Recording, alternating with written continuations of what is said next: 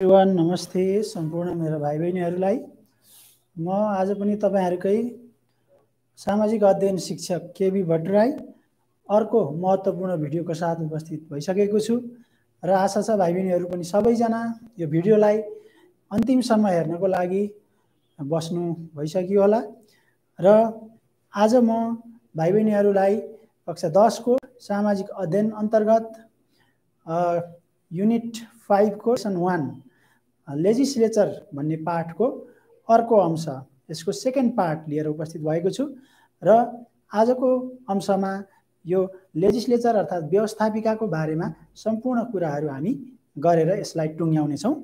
So I welcome you all in my next class of social study grade 10. I'm teaching you the remaining part of legislature, one of the most important organs of the state.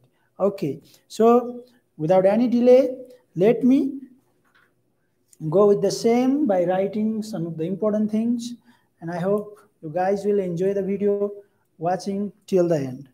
All right, भाइ बहिनीहरु, अब हामी आजको पाठमा लेजिस्लेचरको अन्य महत्त्वपूर्ण कुरा जुन बाँकी रहेको थियो त्यसको दोस्रो अंशको रूपमा यहाँ हामी कुरा गर्ने छौं।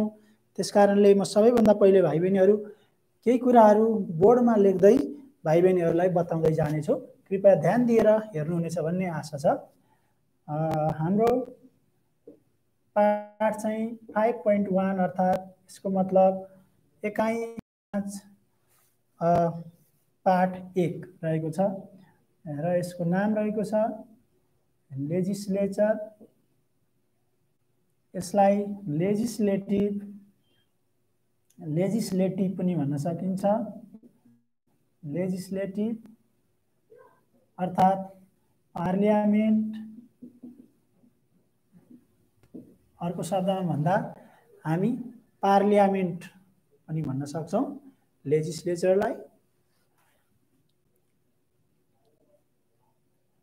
नेपालीमा भन्दा भाइ बहिनीहरु लेजिस्लेचर भन्नाले व्यवस्थापिका भनेर बुझिन्छ। व्यवस्थापिका अर्थात संसद पनि भनिन्छ यसलाई र एउटै शब्दमा व्यवस्थापिका संसद पनि भन्न सकिन्छ। Okay, legislature can also be termed as parliament or the legislative parliament. Okay, so generally we call legislature when we study the things concerned with this. All right, so in my first class of legislature I talked about some of the things like meaning अर्थात व्यवस्थापिकाको अर्थ के हो त, यसको मतलब के हो, यो भनेको के हो, यसलाई हामीले डिफाइन गर्यौं। त्यसपछि next thing we talked about form, यसको संरचना ढाँचा। त्यसै गरेर अर्को कुरा हामीले गर्यौं यसको फर्मेसन अर्थात भनौं कम्पोजिसन अर्थात निर्माण, यो कसरी बन्छ, लेजिस्लेचर भनेको के हो र लेजिस्लेचर कसरी बन्छ भन्ने कुरा चाहिँ अगाडिको पाठमा हामीले कुरा गरेको थियौं भाइ बहिनीहरु।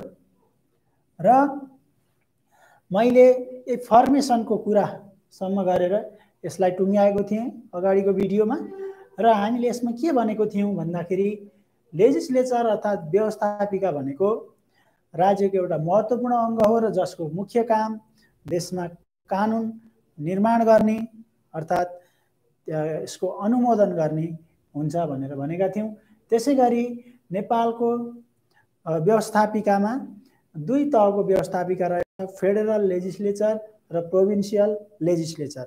फेडरल लेजिस्लेचर चाहिँ सेन्ट्रल गभर्नमेन्टको एउटा महत्त्वपूर्ण अंग हो भने प्रोभिन्सियल लेजिस्लेचर भनेको प्रत्येक प्रदेशमा पनि लेजिस्लेचर, एक्जिक्युटिभ र जुडिसियरी रहन्छन् र प्रोभिन्समा हुने लेजिस्लेचर चाहिँ प्रोभिन्सियल लेजिस्लेचर हो। हामीले यहाँ सुरुमा कुरा गर्ने चाहिँ फेडरल लेजिस्लेचर नै हो र फेडरल लेजिस्लेचर अर्थात संघीय व्यवस्थापिकाका दुईवटा ढाँचा फर्म रहेको छ। यो युनिक्यामेरल र बाइक्यामेरल टाइप्स भनौँ यसलाई। र सङ्घीय व्यवस्थापिकाको कुरा गर्दा भाइ बहिनीहरू यो 2 सदनात्मक रहेको छ, जसलाई हामी माथिल्लो सदन र तल्लो सदन भन्छौँ। Okay, that is to say there are 2 types of 2 form of federal legislature in Nepal. Okay, they are bicameral legislature and unicameral legislature. The legislature of federal state, okay, or federal government, or let's say the legislature in central government is bicameral legislature. It means federal legislature in Nepal consists of 2 houses. They are upper house and lower house. Upper house means National Assembly, okay, and lower house means House of the Representatives. However, the legislature of province is unicameral, or there is single legislature. All right, so that was the form, and we talked about formation or composition of legislature as well. So legislature is formed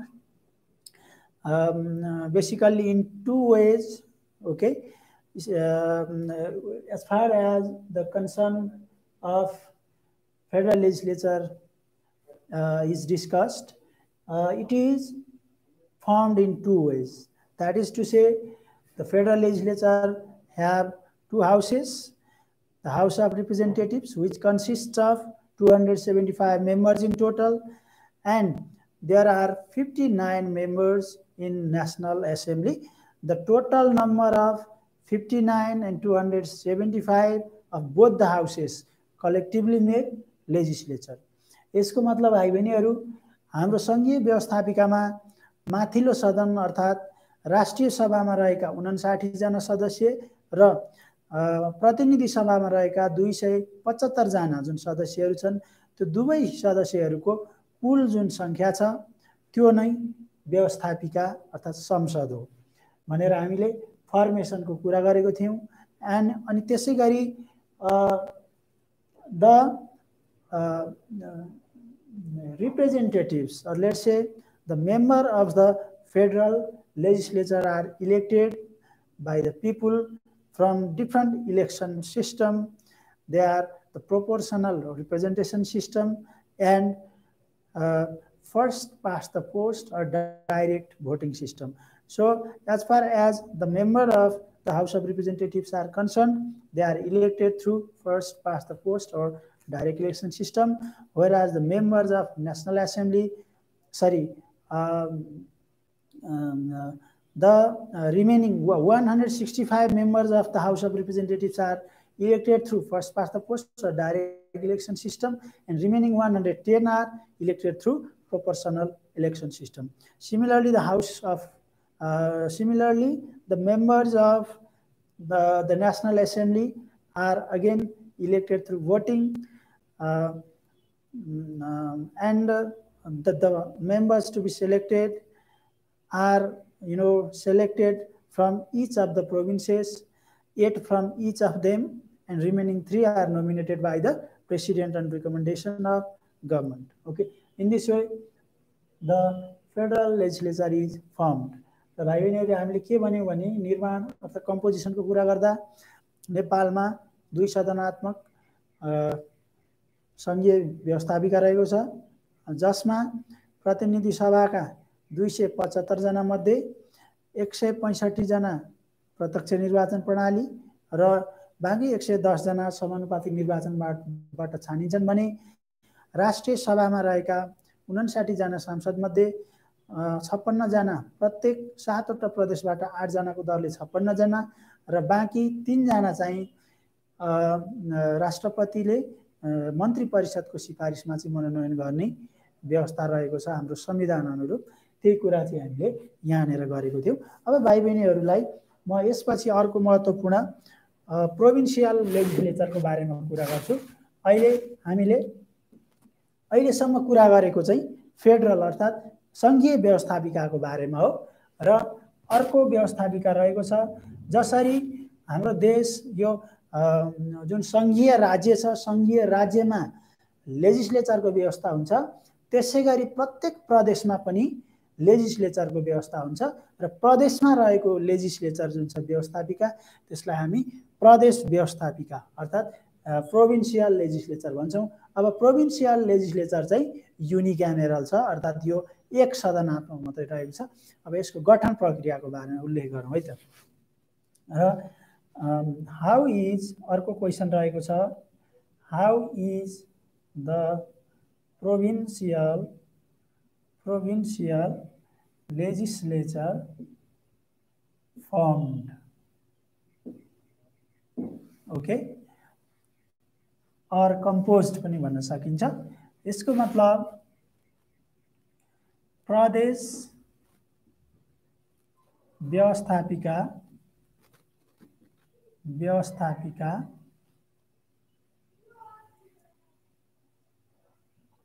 कसरी निर्माण हुन्छ अर्थात् यसको गठन बारेमा लेख्नुहोस् भनेर पनि क्वेसन चाहिँ सोध्न सकिन्छ।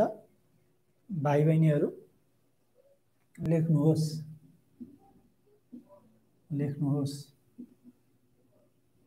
ओके, र भाइ बहिनीहरू अब प्रदेश व्यवस्थापिका भनेको पनि उक्त प्रदेशमा त्यहाँको जनताले चुनेर पठाएका प्रतिनिधिहरूको समूह नै हो। यद्यपि यहाँ प्रदेशमा चाहिँ एक सदनात्मक अर्थात् एउटा मात्र सदन रहेको व्यवस्थापिका रहने चाहिँ कानुनी प्रावधान रहेको छ र यसरी प्रदेश व्यवस्थापिकाको निर्माण गर्दा दुई किसिमको निर्वाचन प्रणाली चाहिँ यहाँ पनि अवलम्बन गरिन्छ। त्यो भाइ बहिनीहरू समानुपातिक निर्वाचन प्रणाली र प्रत्यक्ष निर्वाचन प्रणाली। र प्रत्येक प्रदेशको व्यवस्थापिकाको गठन गर्दाखेरि टोटल हुन आउने संख्याको 60% चाहिँ प्रत्यक्ष निर्वाचन प्रणालीबाट र 40% सदस्य चाहिँ समानुपातिक निर्वाचन प्रणालीबाट चयन हुने प्रावधान रहेको छ भाइ बहिनीहरू। त्यस कुरालाई नै अब हामी यहाँ उल्लेख गर्छौँ है त। Okay, so the provincial legislature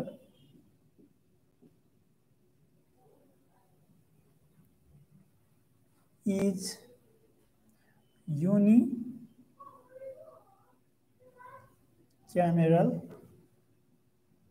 according to the Constitution.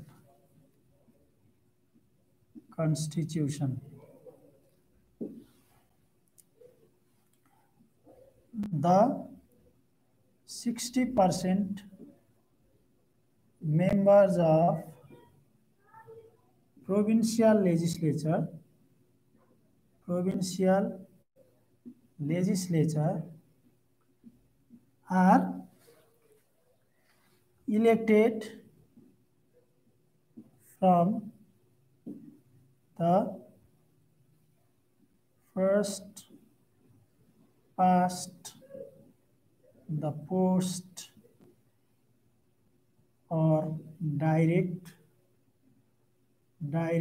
voting system and the 40%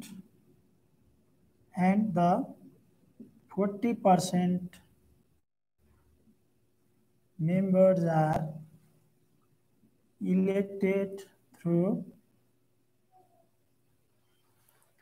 proportional representation.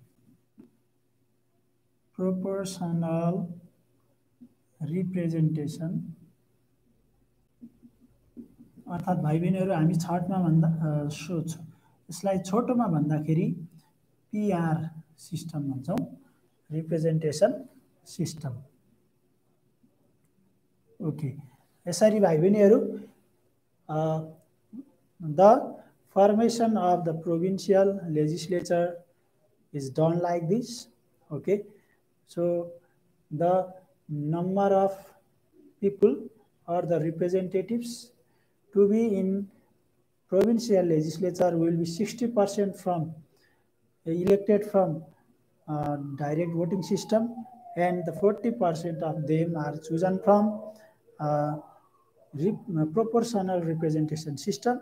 The number of the member of provincial legislature is different from the other different provinces. That means in each of the provinces, the number of the member of provincial legislature will be different. That is determined by the size of or area of the province as well as the population. So next thing, the number of election constituencies also determine the number of the member of provincial legislature. All right. र भाइ बहिनीहरू मैले भन्न खोजेको कुरा के भने प्रत्येक प्रदेशको व्यवस्थापिकामा चाहिँ व्यवस्थापिकाका सदस्यहरूको संख्या एकै हुँदैन। त्यो प्रदेशको आकार र त्यहाँको जनसंख्या साथै प्रत्येक प्रदेशको निर्वाचन क्षेत्रको संख्याको आधारमा मात्र त्यहाँ उक्त व्यवस्थापिकाका सदस्यहरूको संख्या निर्धारण हुने गर्दछ। त्यसर्थमा प्रत्येक प्रदेशका व्यवस्थापिकाका सदस्यहरूको संख्या भने फरक हुन्छ। यद्यपि टोटल जुन सदस्यहरू रहन्छन् उक्त सदस्यहरूमध्ये 60% अथवा 60% सदस्यहरू चाहिँ प्रत्यक्ष निर्वाचन प्रणाली र बाँकी 40% सदस्य चाहिँ समानुपातिक निर्वाचन प्रणालीबाट छान्ने व्यवस्था रहेको छ। यसलाई म नेपालीबाट पनि प्रश्न पार्न चाहन्छु भाइ बहिनीहरू। नेपालको प्रदेश व्यवस्थापिकालाई प्रदेश सभा भनिन्छ भाइ बहिनीहरू। प्रदेश सभा भनिन्छ जुन एक सदनात्मक रहने कानुनी व्यवस्था रहेको छ। कानुनी व्यवस्था रहेको छ।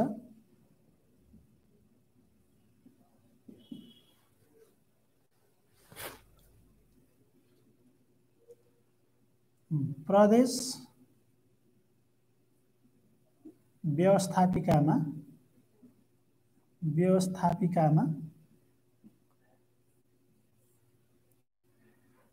60% सदस्यहरू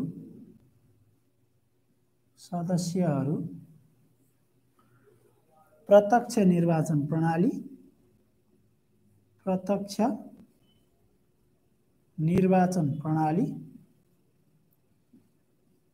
र 40% सदस्यहरू समानुपातिक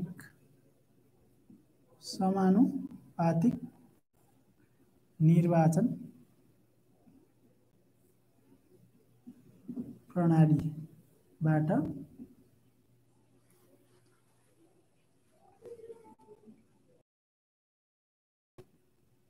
चयन हुने व्यवस्था रहेको छ।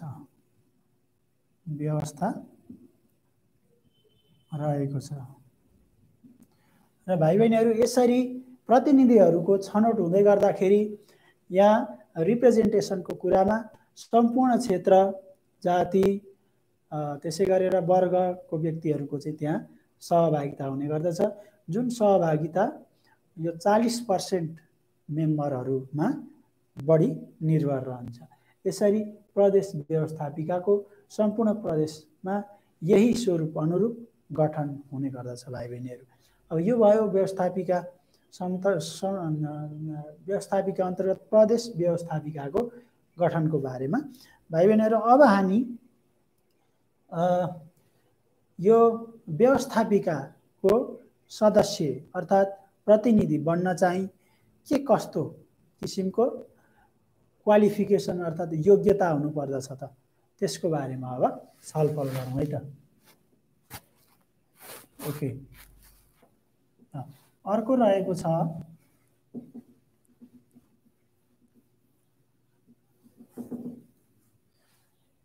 ओके, अर्को क्वेसन लेखेर नि यसलाई प्रश्न पारौँ भाइ बहिनीहरू।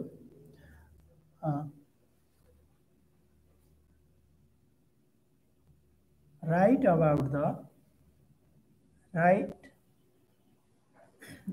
the qualifications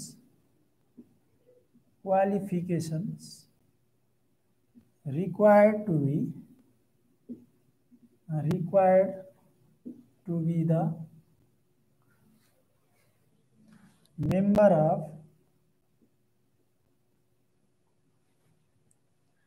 Federal Legislature in Nepal.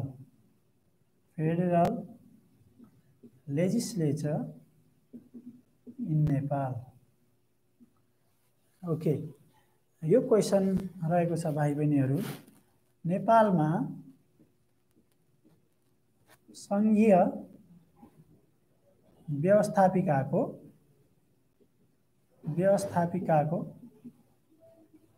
सदस्य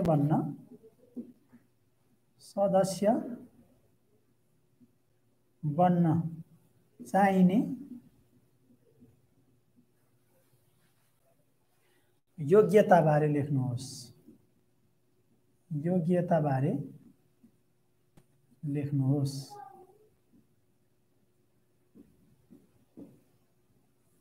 ओके भाइ बहिनीहरू, यहाँनिर अब हामीले उल्लेख गर्नुपर्ने कुरा चाहिँ कस्तो व्यक्ति चाहिँ, कस्तो किसिमको योग्यता भएको व्यक्ति चाहिँ नेपालको संघीय व्यवस्थापिकाको सदस्य बन्न लायकको हुन्छ त भन्ने कुरा रहेको छ।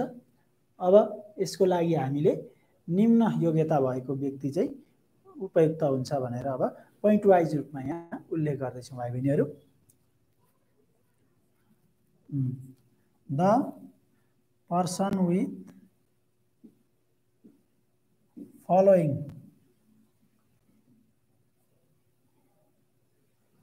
qualifications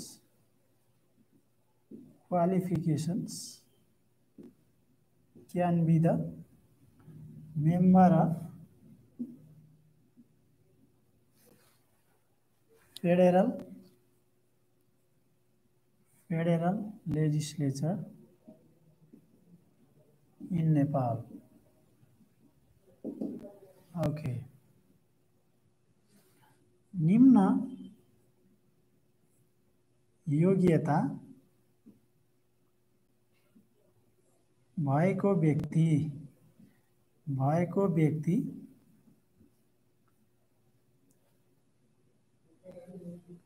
संघीय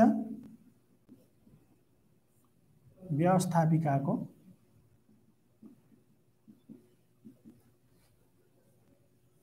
सदस्य रहने व्यवस्था छ। ओके, र भाइ बहिनीहरू, अब सबैभन्दा पहिले त संघीय व्यवस्थापिकाको सदस्य बन्न चाहिने महत्त्वपूर्ण एउटा योग्यता भनौँ क्राइटेरिया हो the person should be a Nepali citizen, अर्थात् उक्त व्यक्ति चाहिँ नेपालको नागरिक भएको हुनुपर्दछ। त्यही कुरा चाहिँ यहाँ हामी उल्लेख गरौँ। Number 1 should be a Nepali citizen. A person should be a Nepali citizen. Okay. व्यक्ति नेपालको नागरिक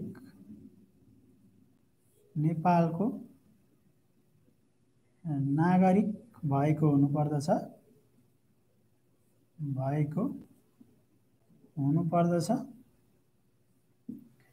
र अब संघीय व्यवस्थापिकाको कुरा गर्दा भाइ बहिनीहरू, there are 2 houses, okay, and the age bar is different in each of the houses, okay, so we need to write about that also.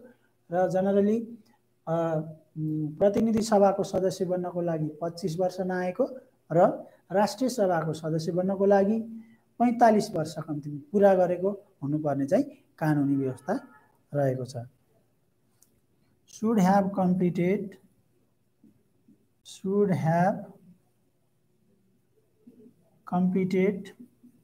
the age of 25 for the House of Representatives,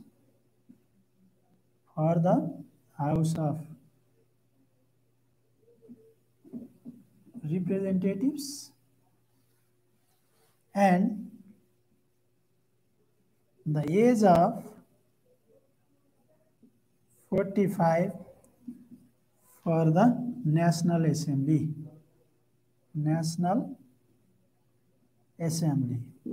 okay, यो चाहिँ अर्को योग्यता हो भाइ बहिनीहरू। त्यस कारणले अब हामी नेपालीमा लेख्दाखेरि प्रतिनिधि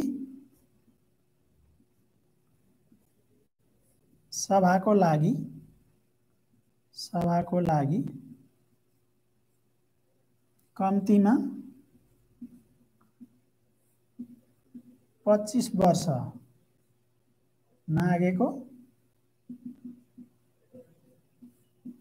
र राष्ट्रिय सभाको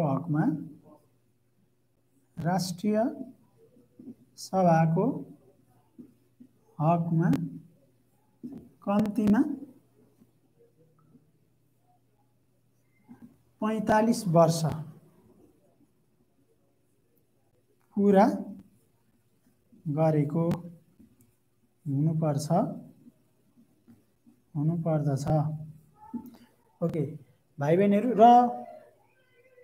प्रदेश व्यवस्थापिकाको हकमा भने 25 वर्ष नआएको भए हुन्छ भाइ बहिनीहरू। र अब यसपछि अर्को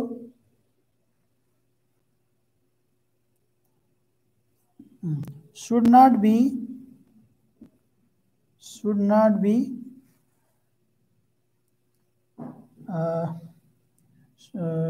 disqualified by any federal law। र कुनै पनि कानुनले, संघीय कानुनले चाहिँ अयोग्य ठहर नगरेको ओके व्यक्ति, कुनै पनि संघीय कानुनले अयोग्य ठहर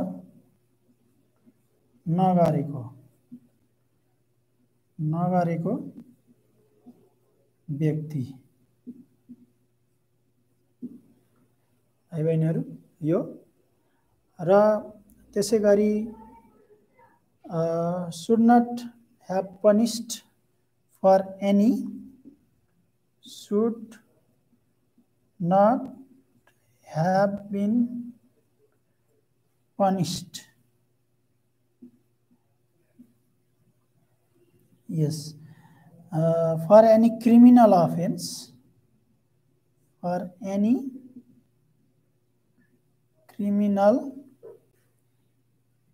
offense, due to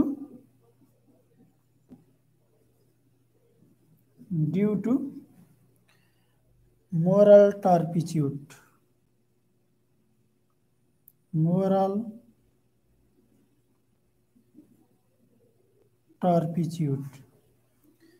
ओके। र यसको मतलब भाइ बहिनीहरू नैतिक पतन नहुने किसिमले कुनै पनि अपराधजन्य कार्य गरेर चाहिँ सजाय नपाएको व्यक्ति चाहिँ यो व्यवस्थापिकाको सदस्य हुन सक्दछ। यो चाहिँ अर्को क्राइटेरिया रहेको छ। कुनै पनि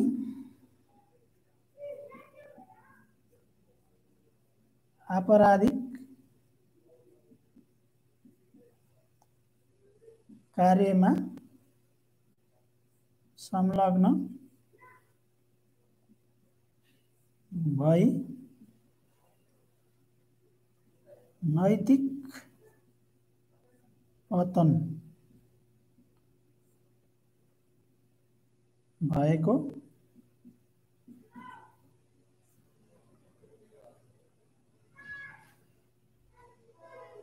नैतिक पतन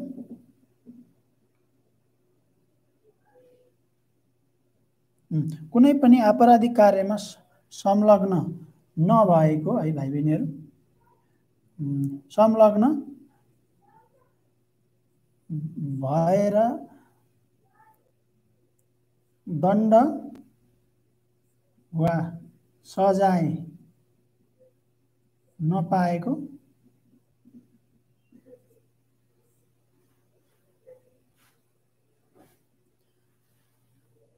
र नैतिक रूपमा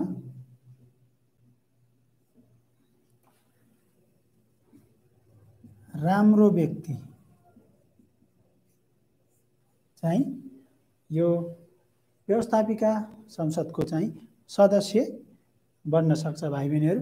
र अर्को क्राइटेरिया रहेको छ कुनै पनि राजनीतिक पदमा रहेर लाभ लिइरहेको व्यक्ति त्यस्तो व्यक्ति पनि यो व्यवस्थापिका संसदको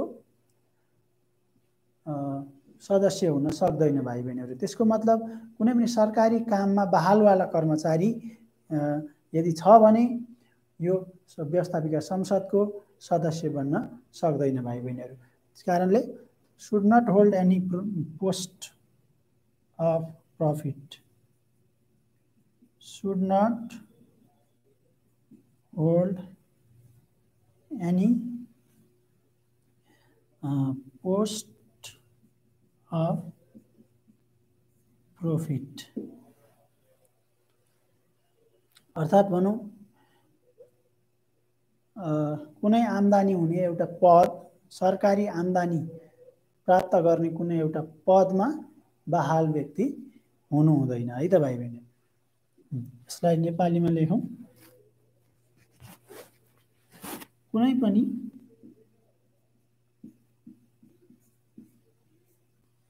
सरकारी पद हासिल गरी लाभ लिइरहेको व्यक्ति लाभ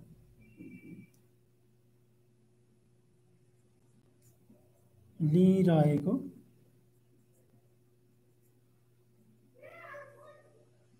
हुनु हुँदैन। ओके भाइ बहिनीहरू यसरी विभिन्न यस्ता क्राइटेरियाहरू छन्। यो क्राइटेरिया पूरा गरेपछि मात्र व्यक्ति चाहिँ व्यवस्थापिका संसदको सदस्य बन्न सक्छ। र भाइ बहिनीहरू यो चाहिँ एउटा आधारभूत एउटा विशेषता मात्र हो, यो योग्यता मात्र हो। योभन्दा सबैभन्दा महत्त्वपूर्ण योग्यता भनेको त उक्त व्यक्तिलाई जनताले चाहेको हुनु पर्यो र जनताद्वारा निर्वाचित हुनु पर्यो। यति भइसकेपछि मात्र व्यक्ति एउटा उम्मेदवारको रूपमा निर्वाचनमा कम्पिट गर्न अर्थात् प्रतिस्पर्धा गर्न सक्छ।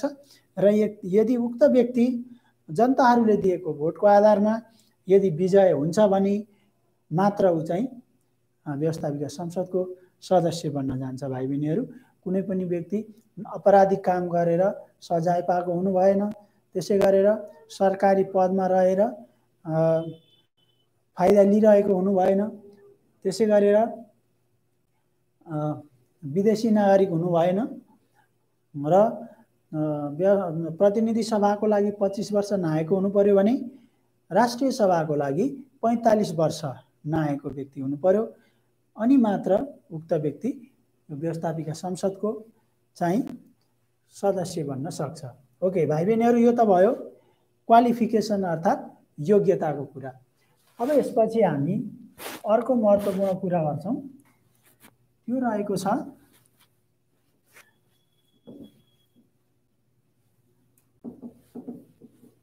व्यवस्थापिकाका कार्यहरू। ओके अलराइट अर्को रहेको छ explain the functions of federal legislature. Okay, संघीय व्यवस्थापिकाका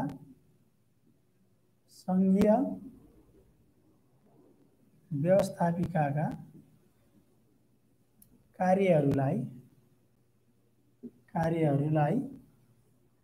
व्याख्या गर्नुहोस्।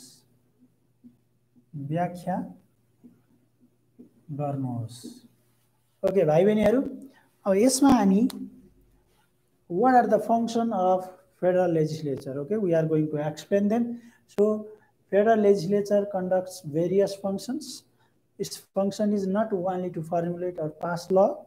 Okay, so beside formulation of law, approval of law, it has a number of other functions too. In the very beginning of my class, I had told you that there is a check and balance system among the three organs of the state.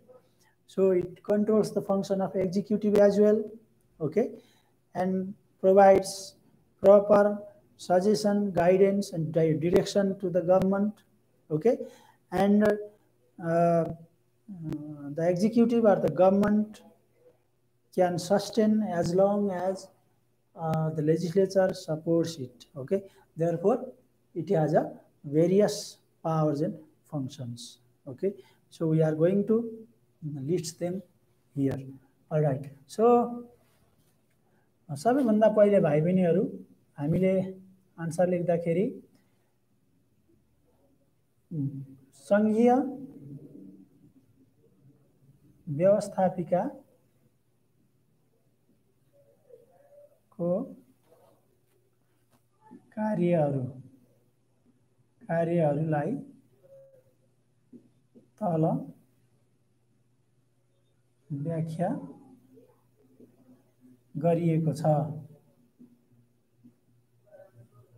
व्याख्या गरिएको छ भनेर लेख्न सक्छौं। The functions of federal legislature are explained below.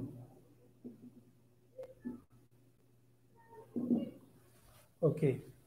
So सबैभन्दा पहिले एउटा कार्य रहेको छ फर्मुलेसन अफ ल, अर्थात् फर्मेसन अफ ल। यो भाइ बहिनीहरू कानुन निर्माण सम्बन्धी कार्य, यसलाई हामी कानुन निर्माण सम्बन्धी कार्य भन्छौं भाइ बहिनीहरू। अब कानुन निर्माण चाहिँ कसरी हुन्छ त भाइ बहिनीहरू, यो चाहिँ महत्त्वपूर्ण कुरा रहेको छ, ओके। र अब यसमा सोही कानुन निर्माणको कुरालाई हामीले यहाँ व्याख्या गर्नुपर्ने हुन्छ। म भाइ बहिनीहरूलाई पोइन्ट वाइज रूपमा बुझाउने कोशिश गर्छु। भाइ बहिनीले आन्सर लेख्दा प्याराग्राफमा लेख्न सक्नुहुनेछ। So let me present the functions under this in a point wise form, okay, so that you can explain in your own way in a paragraph. Well, first of all, before a law is formed, a bill is prepared, okay. So bill is a proposal of law, it's a draft of law presented in the parliament. When the tabled bill is discussed extensively and approved by majority of the member of both the houses, that means upper and lower houses, and finally approved by the president, the proposal or bill changes into law.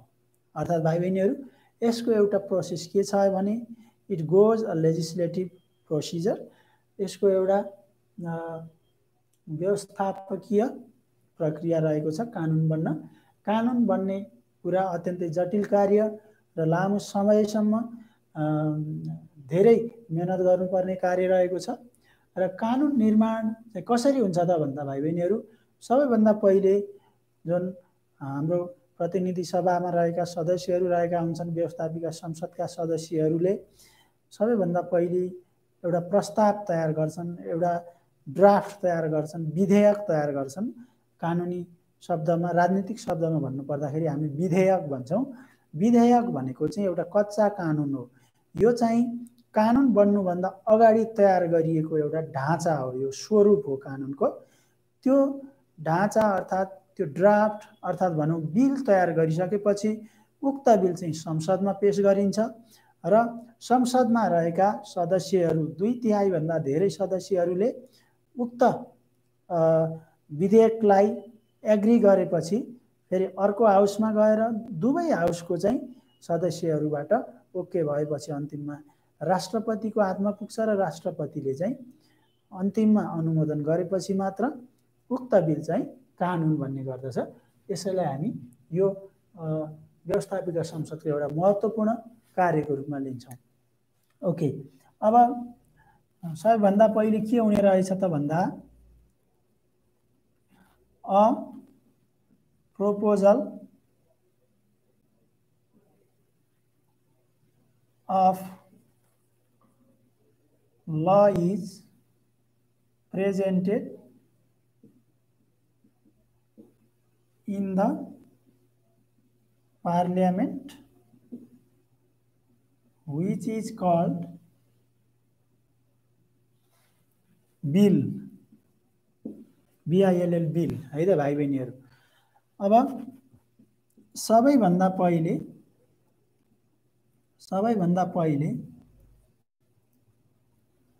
संसदमा विधेयक प्रस्तुत गरिन्छ।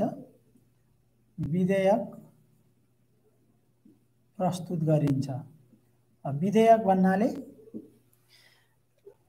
यो कानुन बन्नुभन्दा अगाडि कानुन यो सम्बन्धी बनाउने, यो कुरा कानुनमा राख्ने भन्ने कुराको एउटा खेसरा तयार गरिन्छ, रफ तयार गरिन्छ, ड्राफ्ट। त्यसलाई नै हामी विधेयक भन्छौँ नेपालीमा, इङ्ग्लिसमा भन्दा बिल। त्यसकारणले उक्त व्यवस्थापिका संसदमा रहेका विभिन्न सदस्यहरूले विभिन्न समिति उपसमितिहरू बनाएर उक्त समितिले चाहिँ विधेयक प्रस्तुत गर्छ र अब यो विधेयक चाहिँ के हुन्छ त संसदमा छलफल हुन्छ। Okay, the bill is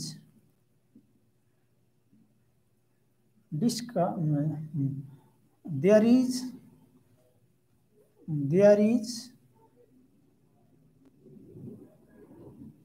a discussion over the bill presented in the parliament. Okay भाइ बहिनीहरू, अर्को संसदमा प्रस्तुत विधेयक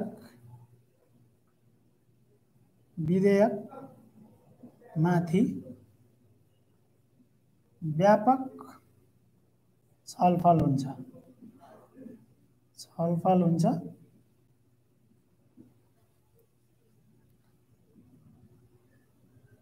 त्यसपछि एउटा हाउसबाट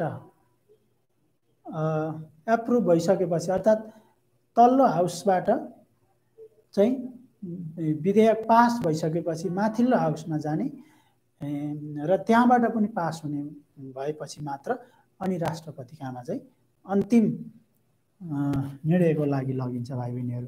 र अर्को रहेको छ the bill is passed from the majority of the members of both the houses. र अर्को कुरो छलफल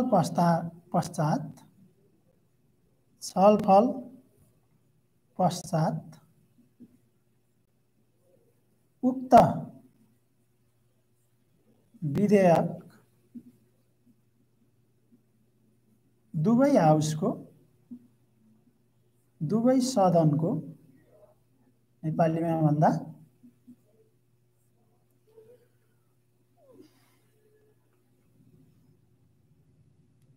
2/3 भन्दा बढी 2/3 भन्दा बढी सदस्यहरूबाट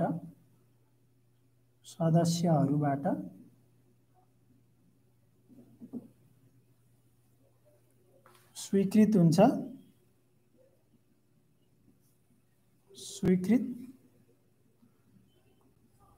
हुन्छ र at last when the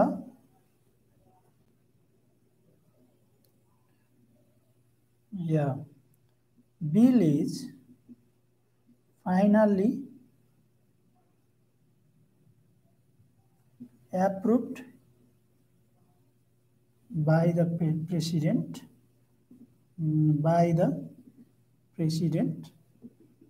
it becomes law. Okay. दुवै सदनबाट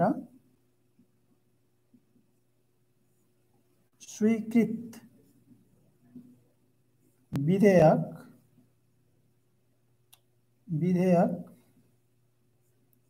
राष्ट्रपतिद्वारा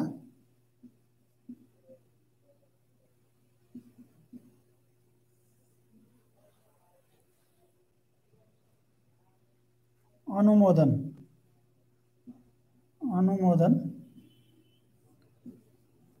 भएपछि कानुनमा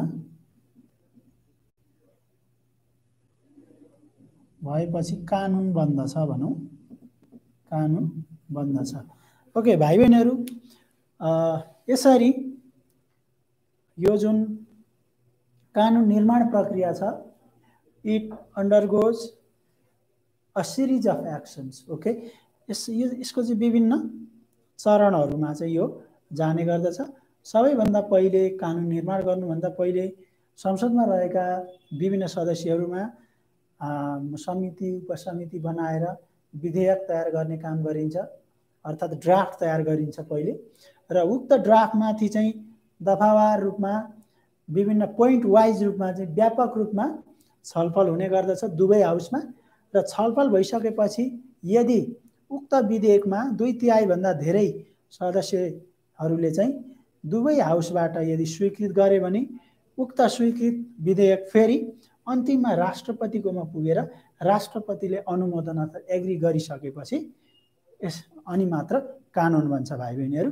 त्यसकारणले यो लेजिस्लेचरको महत्त्वपूर्ण एउटा काम के रहेछ त भन्दा फर्मुलेसन अफ ल रहेछ अर्थात कानुनको निर्माण। ओके भाइ बहिनीहरु यही कुरालाई यसरी तपाईहरुले प्याराग्राफको रूपमा व्याख्या गर्नु होला। अब लेजिस्लेचरको यो पहिलो महत्त्वपूर्ण कार्यपछि अब अर्को महत्त्वपूर्ण कार्य त्यो हो एडमिनिस्ट्रेटिभ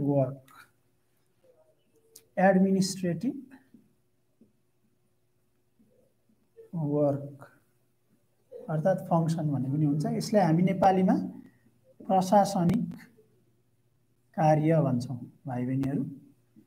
अब प्रशासनिक कार्यमा चाहिँ व्यवस्थापिकाका विभिन्न कार्यहरू छन् जस्तै एउटा महत्त्वपूर्ण कार्य हो प्रधानमन्त्रीको मनोनयन गर्नु अर्थात प्रधानमन्त्रीको छनौट गर्ने कार्य रहन्छ। त्यसैगरी सरकारलाई चाहिँ विभिन्न नीति निर्माण सम्बन्धी कुराहरुमा निर्देशन गर्ने र दैनिक प्रशासनिक कार्यहरुमा सरकारलाई सहयोग गर्ने कार्य चाहिँ महत्त्वपूर्ण हुन्छ है त भाइ बहिनीहरु। ओके यसमा के कार्य हुन्छ त भन्दाखेरि to choose prime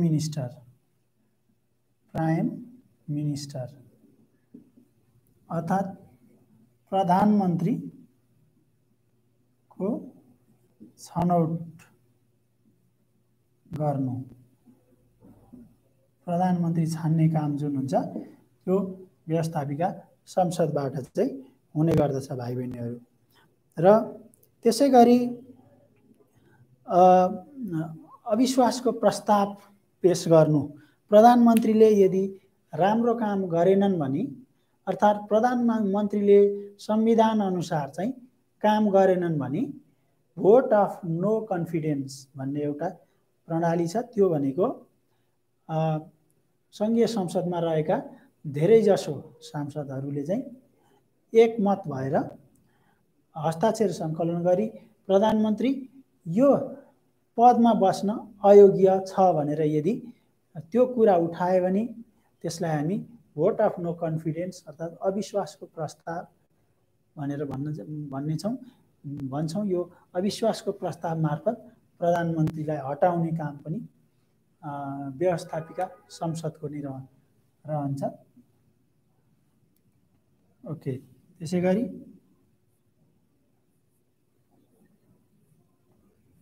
all right, to terminate prime minister through vote of no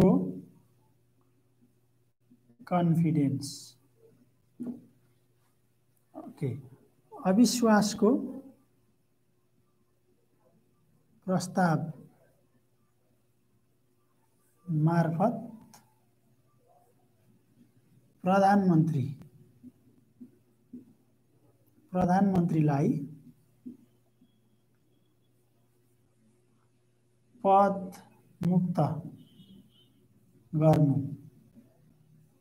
यो सिचुएसन चाहिँ यदि प्रधानमन्त्रीको जिम्मेवारी प्रति प्रश्न उठेमा अर्थात् प्रधानमन्त्रीको कार्यशैली सन्तोषजनक नभएको अवस्थामा यो स्थिति आउन सक्छ भाइ बहिनीहरू। र त्यसै गरी सरकारले गरेका काम कारबाहीमा सल्लाह सुझाव दिने र त्यसमा चाहिँ प्रश्न गर्ने कार्य पनि प्रशासनिक कार्यमा नै पर्ने गर्दछ भाइ बहिनीहरू। अर्को रहेको छ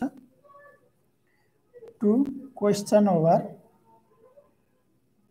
over the functions carried out by the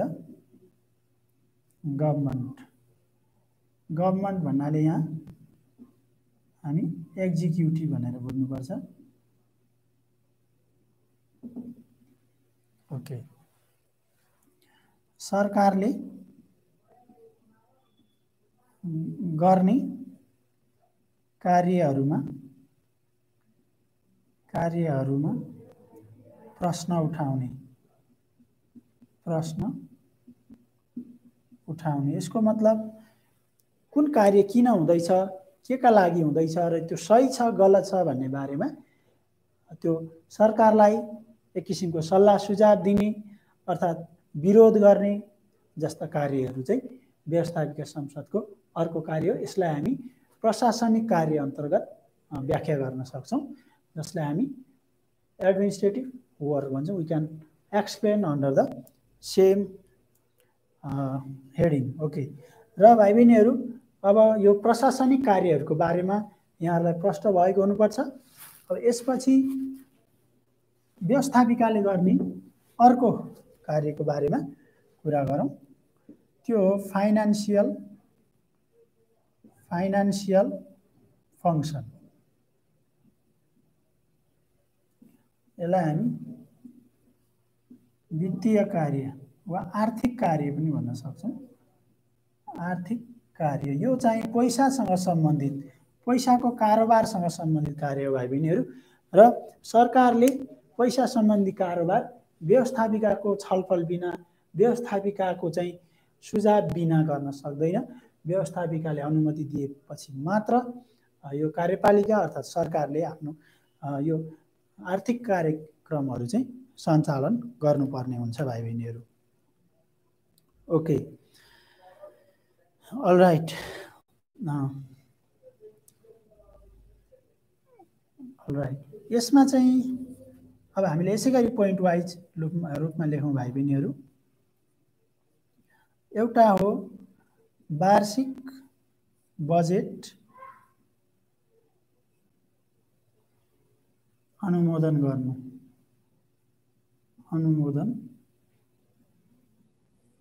गर्नु, अर्थात् to pass the annual budget.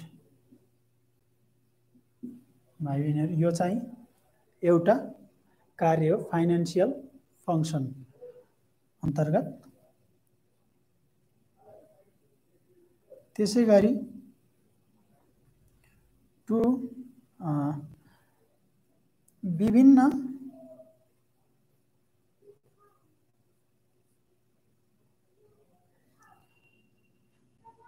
कुराहरूमा कर असुलीको लागि सरकारलाई सल्लाह वा सुझाव दिनु। Okay, to suggest or allow government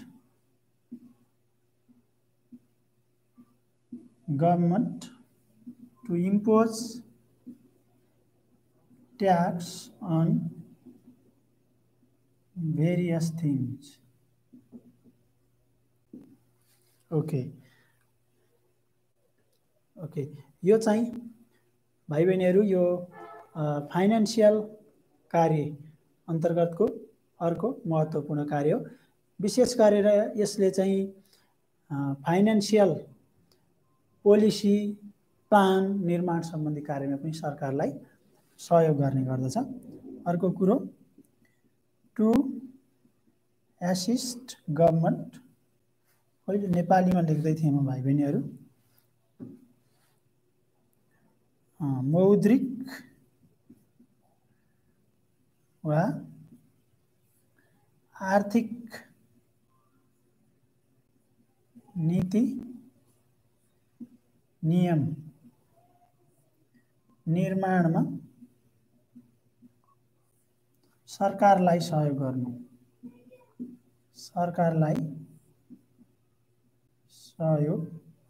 गर्नु, ओके, टु हेल्प government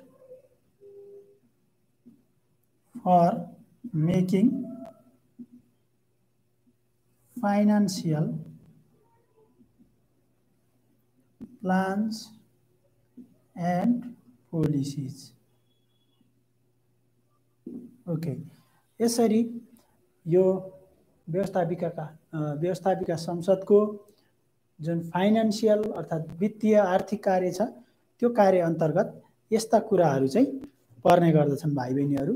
त्यसै गरेर अर्को महत्त्वपूर्ण कार्य रहेको छ भाइ बहिनीहरू, त्यो चाहिँ यो संविधानको चाहिँ जुन संशोधन भन्छौँ हामी नेपालीमा भन्दा कन्स्टिट्युसनल एमेन्डमेन्ट भन्छौँ इङ्ग्लिसमा, त्यो सम्बन्धी कार्य पनि यो व्यवस्थापिकाले गर्ने अर्को महत्त्वपूर्ण कार्य रहेको छ भाइ बहिनीहरू। म त्यसको बारेमा भाइ बहिनीहरूलाई के भन्न चाहन्छु। ओके, त्यो हो कन्स्टिट्युसनल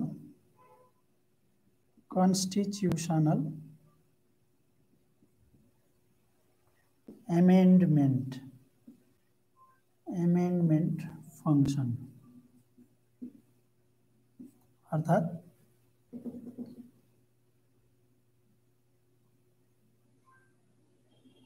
यसको मतलब हुन्छ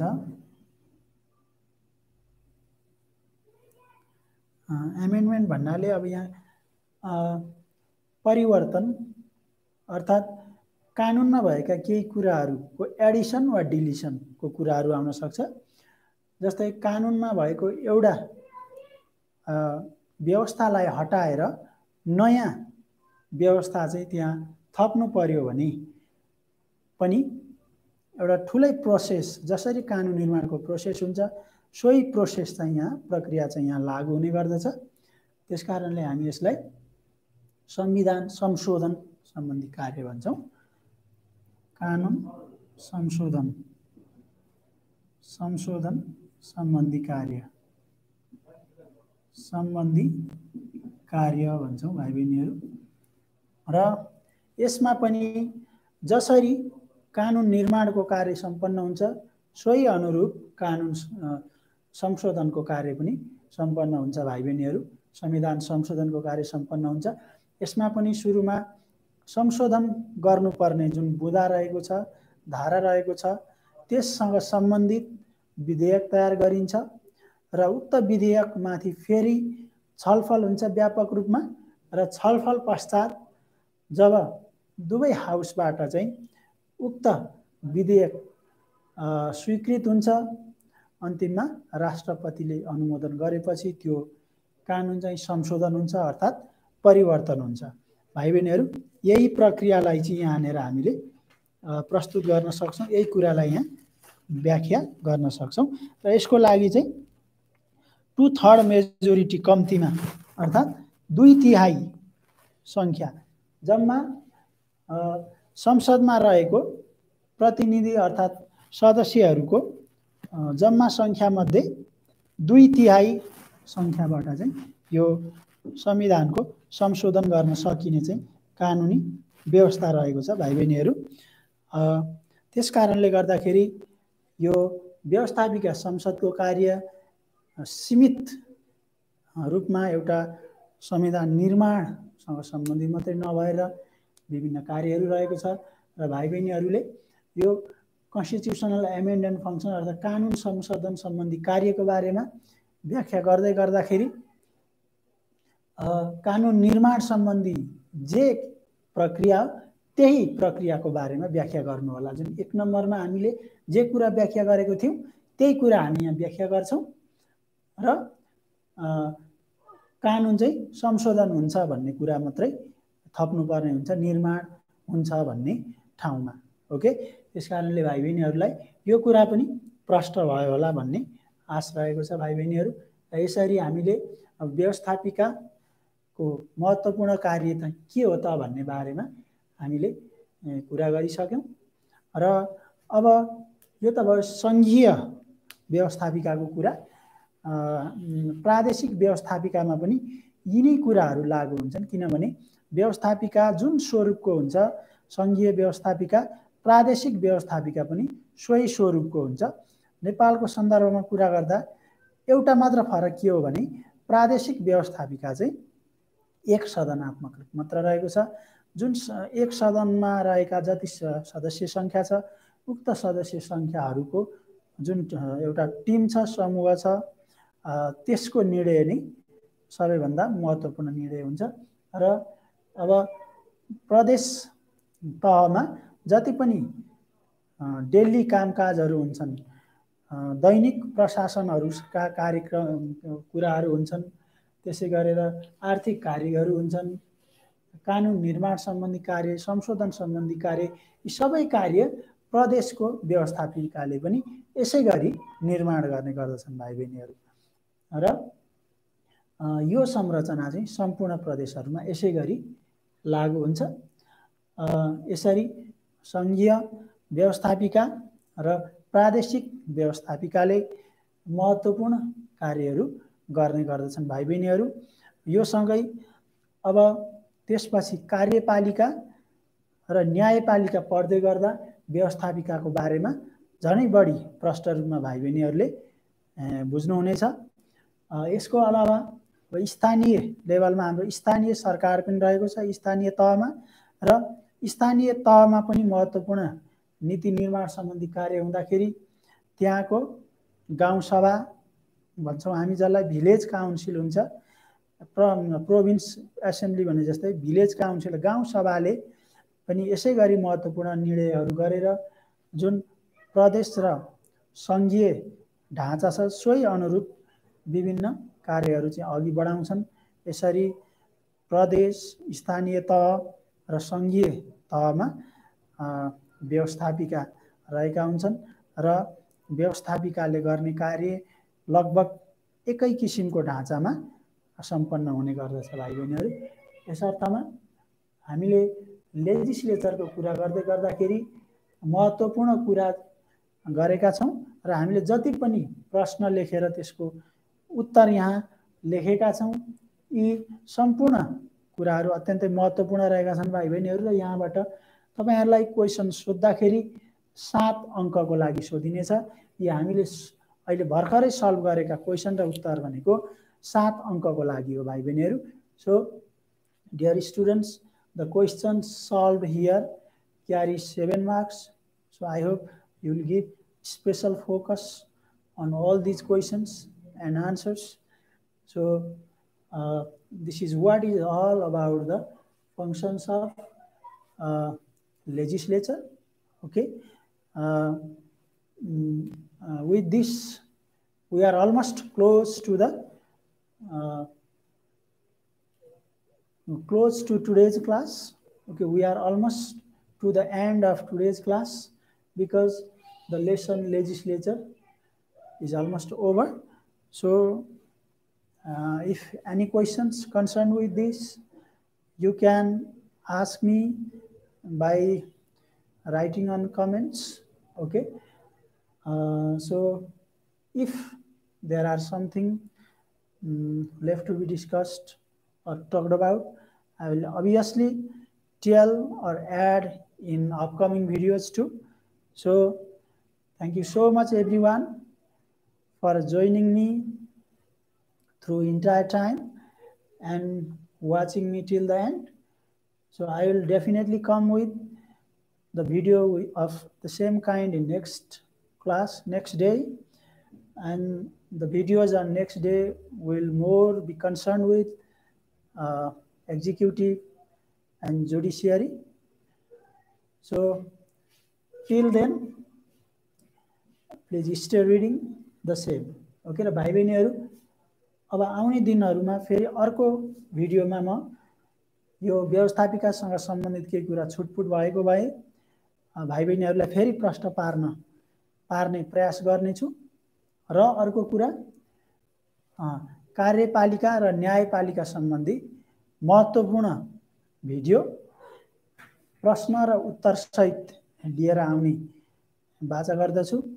र त्यतिन्जेलसम्मको लागि अर्को भिडियो नआउन्जेलसम्मको लागि भाइ बहिनीहरुले यही पाठलाई महत्त्वपूर्ण ठानेर पढ्नु होला र यसबाट 7 अङ्कको लागि प्रश्न आउनेछ, यो पक्कै पनि हो।